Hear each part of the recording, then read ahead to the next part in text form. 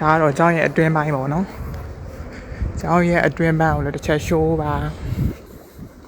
ကျောင်းပြင်မှာကိုတစ်ချက်ပြမယ်နော်ဒီကျောင်းဆောင်ပေါ်မှာနော် main video ပေါ်ကနေကြည့်လိုက်မယ်ဆိုရင်ဒီတော်တော်လေးကိုလှပါနော်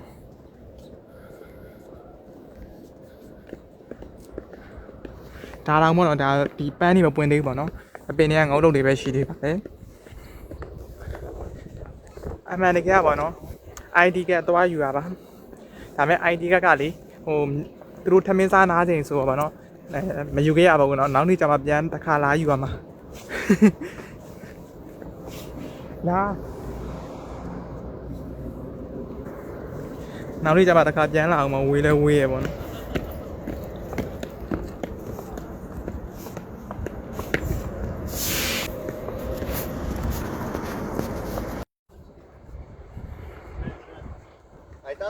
ဒါကတော့ဘောလုံးကွင်းမှာကိုထွန်းတို့ရဲ့ Samu University ရဲ့ဘောလုံးကွင်းပါနော်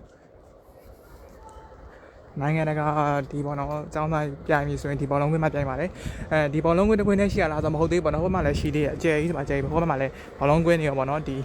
စက်တော်ရတဲ့ကွင်းတွေအများကြီးပဲရှိပါတယ်